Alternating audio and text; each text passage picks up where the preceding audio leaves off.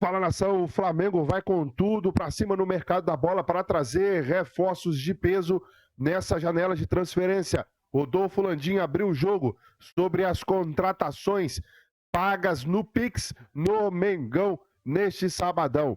Assista esse vídeo até o final. O Flamengo enfrenta hoje o São Paulo pelo Campeonato Brasileiro.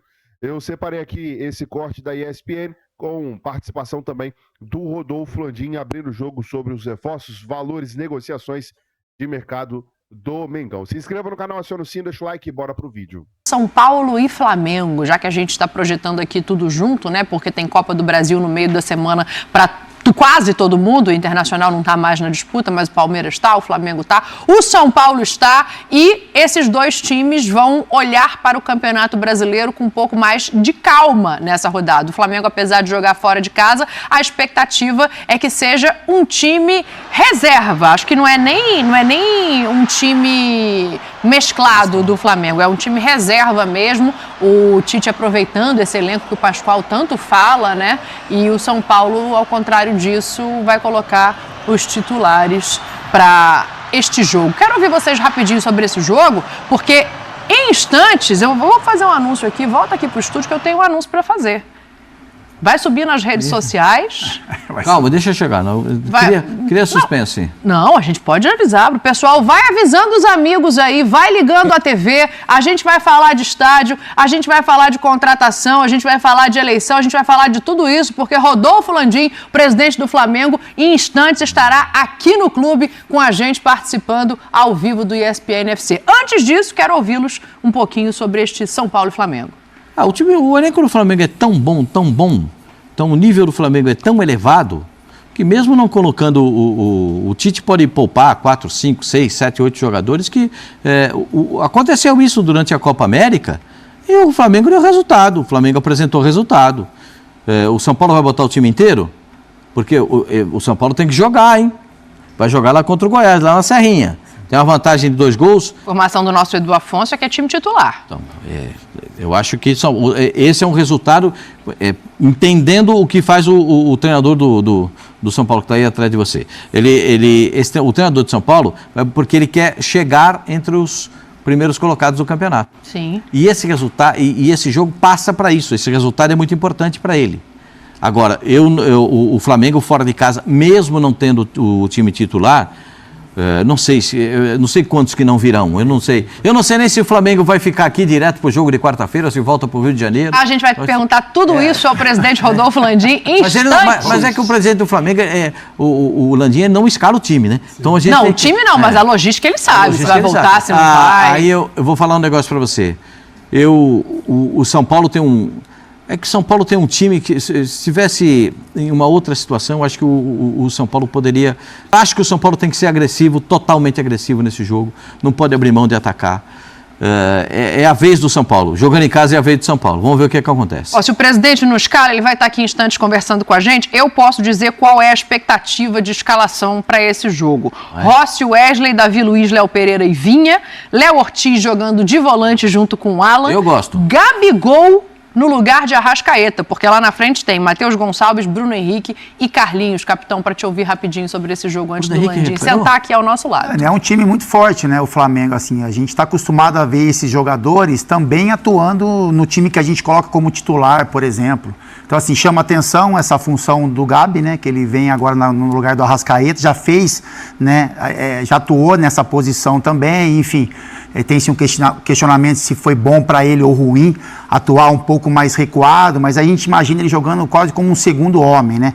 Não é tanto na criação das jogadas, mas se aproximando mais do Carlinhos, por exemplo. Mas assim, você olha para um São Paulo que vem com seu time principal, titular, né? A gente pode dizer assim, e o Flamengo pensando já no jogo contra o Palmeiras na quarta-feira. É um jogo muito equilibrado, Dani. Morumbi cheio, né?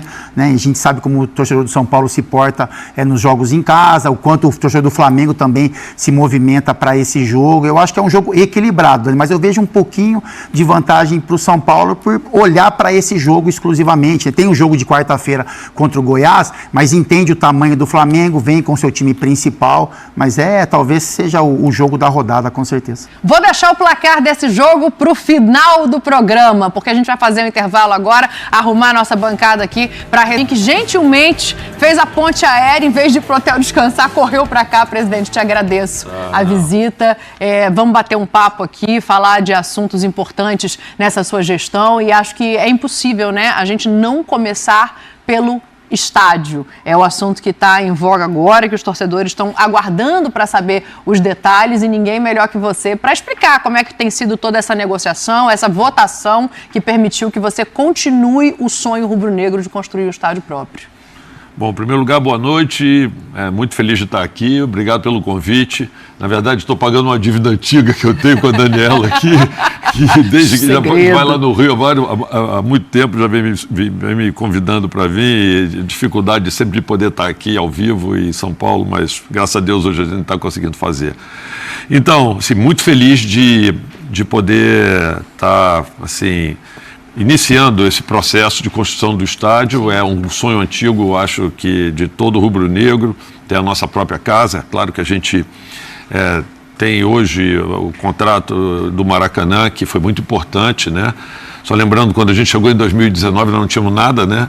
Não tínhamos nem nenhum contrato de gestão do Maracanã. Na verdade, o que a gente tinha era a possibilidade de poder jogar na Ilha do Governador, que é um estádio acanhado com 20 mil pessoas. Aí, já no início da gestão, lá com 3 meses, a gente conseguiu convencer o governo de nos entregar o estádio. Foi muito importante nessa caminhada.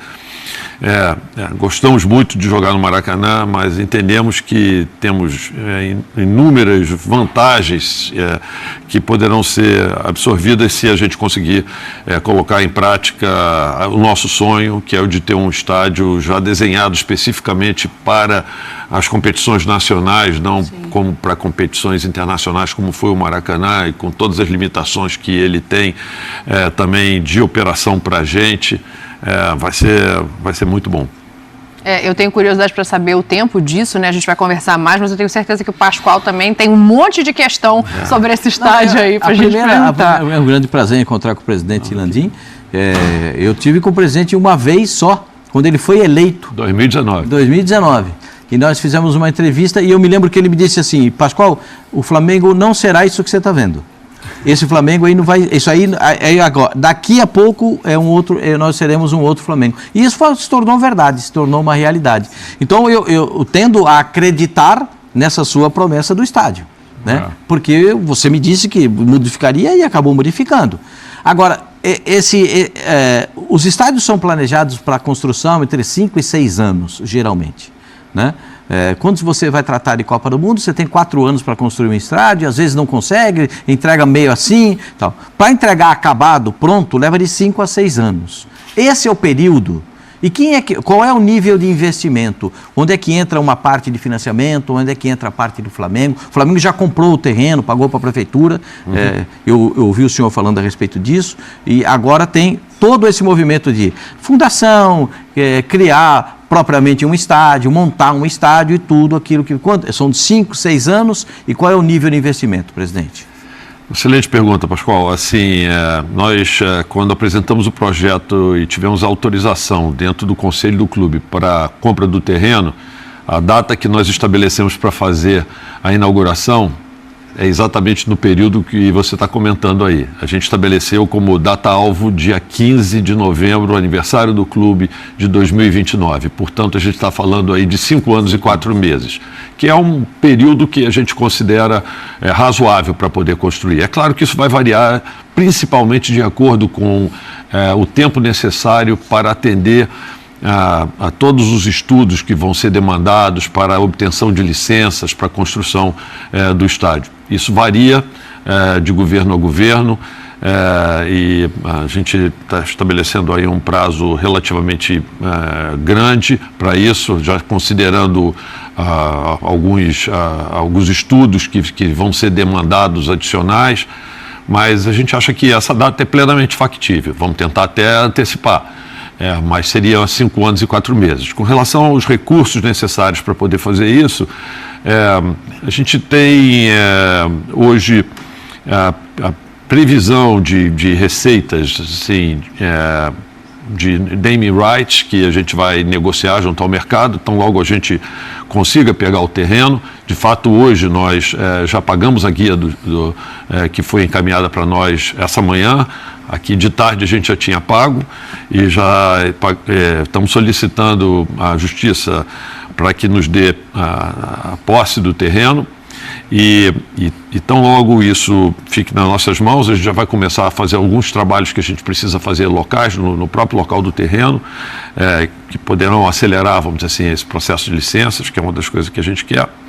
E também a busca dos naming rights para poder ajudar a financiar. Fora isso, nós temos negociado com a Prefeitura ela fazer algo semelhante ao que fez com o estádio do Vasco, onde ela aprovou o potencial construtivo de toda a área lá de São Januário e deu esse potencial construtivo com o direito desse potencial construtivo para que o Vasco pudesse negociar, e esse dinheiro sendo um recurso carimbado, ou seja, que o Vasco só vai poder utilizar para a remodelação do seu estádio.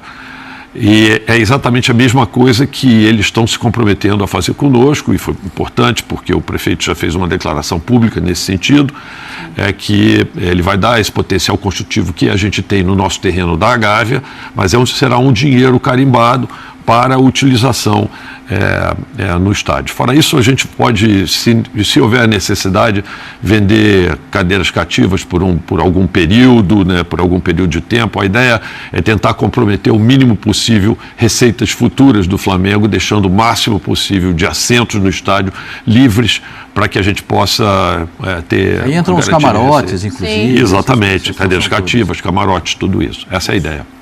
Vamos puxar, o torcedor quer saber do estádio, ele quer saber do estádio pronto, ele está ansioso, né? Mas ele está mais ansioso ainda para saber o que vai acontecer na quarta-feira que vem, depois do 2-0 construído. Tem torcedor que está torcendo o nariz, reclamando que não veio reforço no meio do ano agora, depois da janela, mesmo tendo tido a janela do começo do ano. Ô, Capita, vou tocar para você para a gente puxar esse papo para a bola, para puxar esse papo para o campo, que é onde você conhece tão bem esse Flamengo. Assim, falar que é uma alegria receber o presidente aqui, né? Eu tive uma conversa, como o Pascoalzinho também, eu tive um encontro com ele em 2019. Sim, em 2019. E assim, eu trabalhei no Flamengo, né, Dani? O tamanho, a gente sabe o tamanho, a dimensão do Flamengo, mas era muito o peso da camisa, o Dani, tamanho da sua torcida. Vou cometer em confidência aqui. Me conta. Eu convidei ele para ir na minha casa, tentei convencer ele de tudo quanto é jeito para ir trabalhar lá no Flamengo, e ele me deu um nó. Entendeu? Ele fugiu. Mas assim, dito isto... Foi uma honra, Dani. Em 2019. Final de 2018, ali na virada. Ali. Olha onde podia estar seu nome ali, ó. Isso, Tudo bem. Não, mas foi ótima a conversa, assim, por causa disso, Dani, porque assim, eu conheço o Flamengo, né, conheci muito intensamente no dia a dia, mas assim, tudo que o presidente me falou naquela reunião, até para tentar me convencer, né, a trabalhar no Flamengo, e tudo está acontecendo hoje, né, então assim, você escutou muitas coisas ali que a gente está vendo que na prática funcionaram, aconteceram, enfim. Aí, assim, só para falar, para terminar o assunto, os mesmos argumentos que eu usei para o presidente na época para negar esse convite gigantesco continuam sendo os mesmos usados hoje, né? Que é o tempo com os meus filhos, com a minha esposa, enfim, com os meus pais também que têm uma idade. Eu continuo com a mesma cabeça, presidente. Competir, é a mesma, são as mesmas ideias, assim. E é isso, assim, eu não vou apertar muito, tocar muito nessa feira de contratação, porque a gente hoje... Não, deixa comigo daqui a pouco. Então, eu só quero fazer essa observação, porque a gente hoje coloca o Flamengo como talvez o melhor elenco do Brasil, né? Não, o melhor elenco então, da América do Sul. Da América do Sul, como o Pascoalzinho fala. Então, assim, mais importante do que assim, você... O Flamengo está no nível superior aos outros. Mais importante do que você contratar jogadores, que para chegarem no Flamengo tem que ser caras extra classe, porque o elenco é muito forte, é você manter aqueles que estão, né, que fazem esse elenco do Flamengo ser tão forte. Então, assim, o meu questionamento só com relação à contratação ou não de jogadores vai pra onde você quiser, é a situação do Gabigol, assim, sabe? Eu queria tocar um pouco nesse assunto, só que o presidente já falou várias vezes sobre isso, mas assim, eu olho pro Gabigol como um cara diferente, né, por tudo que ele conquistou. Eu falei com o Gabigol no início, quando ele chegou no Flamengo, o quanto era importante ele criar uma conexão campo-arquibancada. Eu sei como isso funciona no Flamengo, e isso ele conseguiu construir rapidamente, né? E aí isso teve um reflexo também dentro do campo. Então é isso, é mais entender a situação dele, apesar que eu já escutei o presidente falar várias vezes sobre o assunto, e se existe a possibilidade dele permanecer no elenco. Então, obrigado aí pela pergunta. Basicamente é isso, falando um pouco da janela como um todo. A Daniela já me ajudou aqui. A gente fez um planejamento que começou, eu acho que com a chegada do Tite no final do ano passado. A gente faz uma avaliação com a participação dele, quer dizer, desse elenco, reforçar algumas posições, como vocês mesmos falaram. Lá no Flamengo a gente não quer trazer um jogador pura e simplesmente para entrar no plantel. Acho que como a gente tem um plantel qualificado, a gente precisa de jogadores bastante qualificados para poder entrar lá. A gente nessa primeira janela a gente fez uma janela bastante forte. Contratou o De La Cruz, contratou o Léo Ortiz, que era um jogador que a gente também já vinha com interesse há muito tempo, contratou o Vinha e contratou o Carlinhos, que apareceu muito bem no Campeonato Carioca. E com isso a gente entendeu que estaria coberto, vamos dizer assim, a janela, vamos dizer assim, do início do ano, mas mais o planejamento do ano como um todo. A gente procurou fazer a antecipação dessas contratações exatamente para poder contar com os jogadores o ano todo. Isso não significa que, eventualmente, para uma posição ou outra, quando a gente tiver uma oportunidade de negócio, a gente não possa buscar. E todos sabem, é público, no Flamengo também tudo acaba se tornando público e vaza. Como é que é, Pascoal? Pascoal tem uma frase que é maravilhosa. Como é que é? Nada vaza por acaso. Vazou uma notícia. Não vaza sem querer. Não vaza sem querer. Sempre tem um motivo. É muito claro e conhecido publicamente o nosso interesse pelo Claudinho. A gente tem procurado conversar com ele. Temos uma janela aí até o início de setembro, os 1º de setembro, 2 de setembro. Então, assim, enquanto isso, vamos continuar na expectativa aqui, nas negociações. Quem sabe a gente não consegue trazê-lo para cá. Faltou combinar com os russos, né? Porque eles estão dificultando o negócio desde a janela passada. Eu já vi o interesse do Flamengo anterior, em que, não sei o que você pode trazer de valor e de negociação para a gente, mas assim, o que falta? Porque a gente sabe que o jogador já expressou vontade de voltar. O interessante é que, para a nossa percepção, a gente chegou a combinar com os russos. O problema é que no momento em que você chegou na combinação com os russos mudaram a combinação e pediram um pouco mais. Então, assim, esse é o problema. Mas, assim, a gente entendeu, chegou um momento que a gente entendeu que tinha atendido as reivindicações, aquilo que tinha sido solicitado. Esse é o problema. Mas, assim, claramente, eles gostam do jogador, a gente entende que eles gostem do jogador, porque é um jogador realmente diferenciado e não querem abrir mão do jogador. Então, é aquela história, eu quero tanto, você paga tanto, ele diz assim, eu quero mais tanto.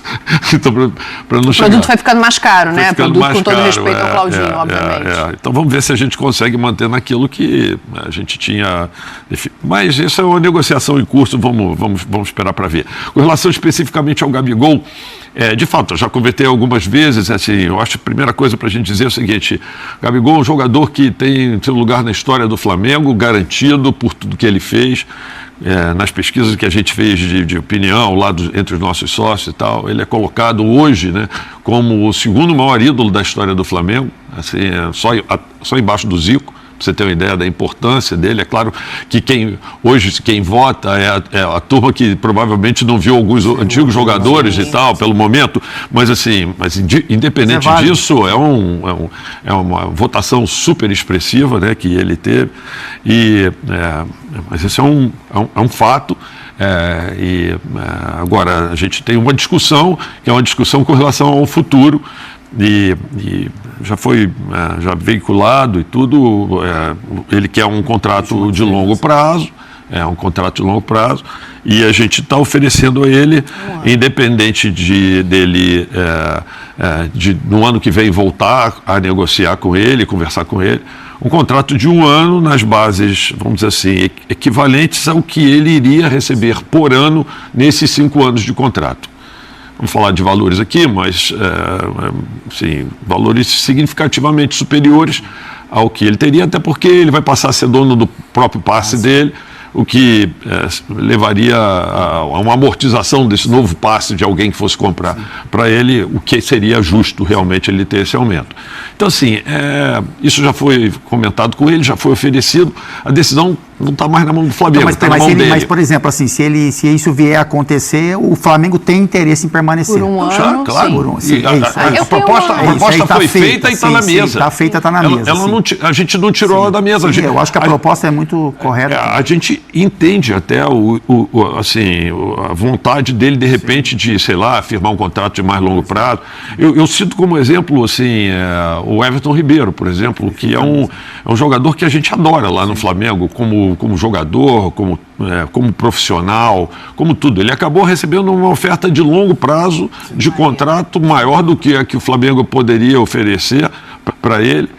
E lamentamos não contar com ele nesse ano, que a gente ainda gostaria de poder contar com ele, mas ficamos felizes pelo outro lado, pelo profissional que ele é, por ele estar, entendeu, tendo... Eu acho que o Gabriel, quando ele faz essa comparação, ele pega muito o que aconteceu com o Bruno Henrique, né? Que é um jogador um pouco mais velho que ele, que acabou tendo uma renovação mais longeva, assim. Eu tenho algumas dúvidas em relação a esse assunto e uma delas passa muito pelo campo. Se o campo pode modificar essa proposta do Flamengo ou não. Por que eu estou falando isso nesse momento? Porque a gente viu que o Tite vai usá-lo para substituir, em tese, o Arrascaeta. A gente já viu o Gabriel se reinventando. Primeiro era a dupla com o Bruno Henrique, depois ele joga atrás do Pedro. Se essa nova reinvenção, se esse novo passo do Gabriel, mostrando que está a fim de jogar bola, mostrando que pode ocupar o espaço do campo, mudaria isso. Porque o que eu entendo, presidente? Que ele é ídolo, ele é gigante, ele está na história. Mas a maneira como acaba essa história modifica o tamanho da idolatria para o torcedor, que é só passional, de uma maneira que você não pode ser. E eu acho que você tem razão. Quando a gente dá 1 ano de contrato para ele, o que a gente do fundo está falando é exatamente isso. Eu acho que o campo pode mudar isso e pode mudar até para o seu lado. Se você jogar neste ano e tiver, vamos dizer assim, um desempenho excepcional, certamente você vai ter, inclusive, condições de negociar com vantagem um novo contrato com o Flamengo. Isso é um processo de negociação natural que ocorre entre clube e jogador. E o Flamengo então, pode, sendo bem franco com você, a resposta é sim. Isso, né? Exatamente. Você está falando uma coisa que esse rapaz aqui do ele viveu a vida inteira. Exatamente. Porque ele gostava de fazer contrato só de um ano. Desde que eu conheci ele jogando na Ponte Preta. Ele gostava de fazer contrato de 1 ano. Sabe por quê? Jogava muito. Então ele sabia o seguinte, eu jogo só 1 ano, é o seguinte, no próximo eu vou estar ganhando mais. Mas é para os dois lados, né? Assim, era uma ideia assim, bom, se eu não estiver entregando o que se espera de mim, o clube tem direito, né, de seguir um outro caminho. Sim. Se eu estiver entregando o que se esperava, eu tenho a chance de ter um outro reajuste. Eu acho que o Gabigol ele pode olhar para esse cenário, porque o Flamengo pode oferecer para ele também. O Flamengo tem um elenco qualificado, o Flamengo vai brigar por todos os títulos, ele tem competência e qualidade para que, por exemplo, nessa nova renovação, o futebol dele ressurja, né? Como a gente está mais acostumado a ver. Então, a gente sabe como é que é a negociação, mas acho que vale o papo, porque, como o presidente falou, né, o tamanho o que o Gabigol representa para o Flamengo é algo que... Esse novo estádio, presidente, ele vai ter uma área destinada com preço mais barato, porque assim, eu acho que o torcedor do Flamengo merece isso, a gente sabe a formatação do torcedor, né, de clubes de massa, não é só do Flamengo, mas que abrangem vários poderes aquisitivos, mas esse novo estádio vai ter uma área destinada com preço mais em conta, para que esse torcedor, né, raiz que a gente fala, volte ao estádio? Excelente também pergunta, Fábio, assim, deixa eu te dizer, vai ter, a gente... planejou, isso ainda é um estudo preliminar que a gente tem, mas fazer 2 áreas assim, populares atrás dos gols e em pé. Legal. Até porque a nossa torcida, na verdade, só assiste o jogo em pé atrás do gol. Então, assim, já fica com locais em pé. O Corinthians fez isso, né? Tirou as cadeiras. O Grêmio tirou as cadeiras também atrás do gol e ficam as torcidas. Exatamente. Então para que tirar as cadeiras? Nem coloca, entendeu? Ou seja, já facilita a situação.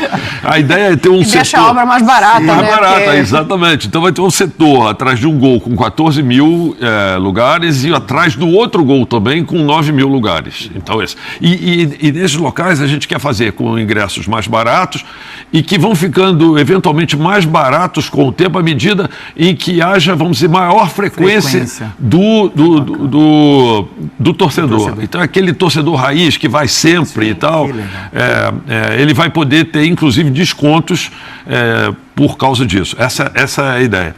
Porque, na verdade, o que a gente, estudando aí outros estádios do mundo e tal, o que a gente viu é que existem segmentações de locais para você assistir no estádio, que se você fizer bem planejada, você pode endereçar a um público, vamos dizer assim, que quer um pouco mais de conforto, de luxo e tal. E a experiência, né? Se vende hoje, a experiência esportiva. E o valor agregado que você acaba tendo nesse ingresso é muito maior. E possibilita você reduzir o... Não é no ingresso do torcedor raiz que vai estar lá impulsionando e gritando pelo time, que conhece todas as músicas, que vai lá... não é ali que a gente vai ganhar dinheiro. A gente vai ganhar dinheiro naqueles ingressos com um pouco mais de serviço associado e tudo isso, que às vezes é vendido inclusive para empresas, não para pessoas físicas, mas entendeu? Para pessoas jurídicas que têm interesse em fazer marketing de relacionamento e tudo isso. Mas o setor corporativo, né? Perfeito, sim. Setor corporativo, que muitos estádios que foram construídos, inclusive no Allianz, né, tem esse setor corporativo. Agora, presidente, eu fico com a seguinte impressão. Nesse ano, o Flamengo já está na liderança do Campeonato Brasileiro. Já ganhou o Campeonato Carioca. Tem um resultado muito a favor, que eu acho que o Palmeiras não consegue reverter, mesmo jogando em casa na Copa do Brasil. Tem Libertadores da América, um jogo na altitude, já sabe como é que é jogar contra o Bolívar, porque já sabe, conhece o adversário. O senhor quer abraçar tudo ou acha que não dá para abraçar tudo isso? Excelente pergunta. Quando a gente planeja, assim, tudo é pouco para a gente. Você esqueceu o Mundial. Entendeu? Assim, mas o Mundial é 25, por exemplo. Mas, por exemplo, classificar para o Mundial de 25. A gente e tem um do meio do ano, né? O Mundial do meio do ano. E tem a taça intercontinental. Porque vão ser duas coisas diferentes, a gente ainda né? Não sabe qual a data que vai ser, como vai ser, porque ainda estão discutindo se vai dar tempo para classificar ou não vai dar tempo para classificar. Eu ainda não. Se esse ano entra como para classificação por Super Mundial, né?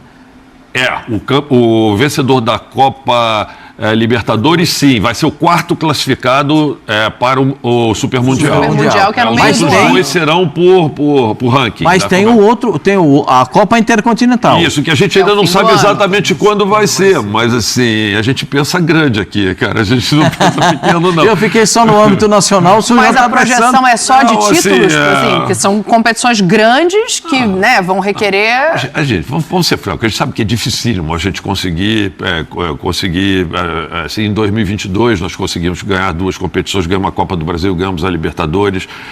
Em 2019 nós ganhamos também a Copa Libertadores e ganhamos o Campeonato Brasileiro. Mas assim, a gente quer disputar tudo. A mentalidade é importante. O objetivo é disputar tudo e por isso que a gente fez um elenco super reforçado. A gente sabe que o calendário é mortal e os nossos jogadores até em datas que a gente imagina que a maioria dos grandes clubes vão ter seus jogadores descansando, que na data FIFA os nossos jogadores vão estar sendo convocados, muitos deles sendo convocados, então eles nem isso vão ter esse descanso e a possibilidade de ficar treinando para poder complementar os jogos que ainda faltam dos demais campeonatos. Tudo isso são desafios adicionais para quando a gente tem um plantel qualificado e está disputando todos os campeonatos ao mesmo tempo. Então, nação, a imprensa, o Landim trazendo aí as notícias e informações do Flamengo, o Landim analisando aí o Mengão. E ele falou aí, né, sobre o Gabigol também. Abre aspas para o que ele disse, né? De fato, já comentei algumas vezes, o Gabigol é um jogador que tem seu lugar garantido na história do Flamengo por tudo que fez. Nas pesquisas que fizemos de opinião entre nossos sócios, ele é colocado hoje como o segundo maior ídolo da história do Flamengo. só apenas atrás do Zico. Claro que hoje quem vota é a turma que provavelmente viu alguns antigos jogadores, mas independente disso, é uma votação super expressiva. É um fato. Agora temos uma discussão que é uma discussão em relação ao futuro. Aí ele se refere ao seguinte: a gente entende, abre aspas para o Landim, a gente entende a vontade dele firmar um contrato mais longo. O Everton Ribeiro é um jogador que a gente adora, no caso ele está comparando, né? Como profissional, ele recebeu uma oferta de contrato profissional maior do que a gente poderia oferecer. Aí sobre o Gabigol, ele diz o seguinte: ele quer um contrato de longo prazo, estamos oferecendo a ele um contrato de 1 ano nas bases equivalentes ao que iria receber por ano nesses 5 anos de contrato, em relação a valores, né? A decisão está não está na mão do Flamengo, mas está nas mãos dele. A proposta foi feita, está na mesa, a gente não tirou ela da mesa, disse aí o Landim. Bom, o Mengão enfrenta hoje o São Paulo pelo Campeonato Brasileiro e a provável escalação somente com um jogador que jogou na última partida. Vamos lá, a provável escalação. Matheus Cunha, Wesley, Davi Luiz, Léo Pereira e Vinha, Ortiz, Alan, Matheus Gonçalves, Bruno Henrique, Gabigol e Carlinhos. Somente o Matheus Cunha, que é o titular, entre aspas, né? Porque o titular é o Rossi, mas o Tite mantém o Matheus Cunha nessa sequência justamente porque o Matheus Cunha deve jogar na quarta, não, vai jogar na quarta-feira contra o Palmeiras, jogou na última também, jogou contra Vitória, foi a última partida do Brasileiro, o Atlético Goianiense, né? A última partida ele jogou também, então vem nessa sequência aí de jogos, deve jogar hoje, terceiro jogo, e joga o quarto jogo também contra o Palmeiras na próxima quarta-feira pela Copa do Brasil. Depois o Rossi volta, engrena aí também para a Libertadores, né? Quarta agora é Copa do Brasil, depois tem Brasileiro, não recordo agora contra quem. Se eu não me engano é Botafogo, posso estar enganado. E depois a outra quarta, na quarta semana que vem da outra semana, o Flamengo enfrenta o Bolívar pela Libertadores, né? Dia 7 agora enfrenta o Palmeiras, dia 14 enfrenta o Bolívar pela Libertadores, às oitavas de final. Já se inscreva no canal, acione o sino, deixa o like e até o próximo vídeo.